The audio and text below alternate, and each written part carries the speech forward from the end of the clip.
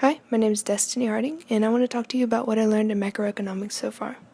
So recently I had a conversation with a close friend about the Super Tuesday results, and she was telling me how President Obama has ruined the economy and she could not wait for a Republican president to get in there and fix our economy.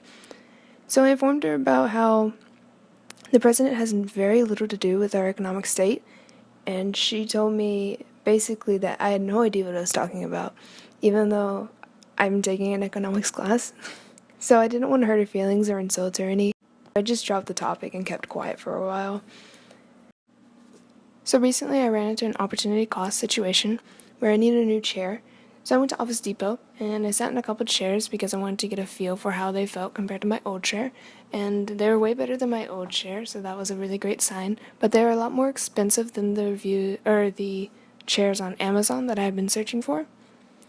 So I looked on Amazon to see which chair I could get for my $200 price range. And I found this orange chair that matched my setup, my computer setup. And I decided to get that chair based on the reviews of other people sitting in it rather than me sitting in it and paying more money.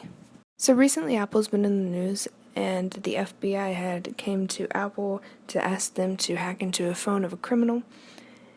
And when Apple was given this opportunity, which I think was a great opportunity for Apple, they at that point had a few options to go by, and I think their main two options were either give the FBI what they want and catch this criminal, and in turn will show less loyalty to their customers, or they could not give them the information and show the customers that they're completely loyal to them, and in turn gain more customers through that. And so the very first thing that they did was they went to the public and they wrote this message to the public and to their customers telling them that they're not going to give them the information, and they're also having to go through a lot of legal battles to keep it, but they have a lot of money, and I think that they made a very smart choice there. The next interesting thing I found on the news was Endless Computers, and they're established in America, but they're trying to help developing countries in their technology to increase their businesses.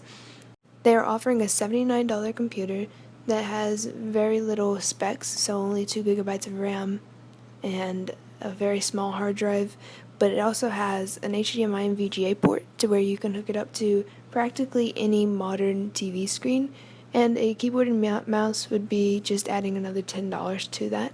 They said that most countries in their homes would have, like developing countries, would have a TV screen, and so they're only adding $79 for that price.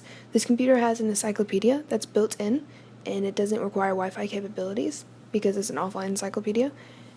Also, whenever they're selling these computers, they're going out and they're teaching them how to use the computers, which I think is going to be great for not only our GDP by increasing our exports by a minute bit, but it's also good for other countries' GDP in helping their technology.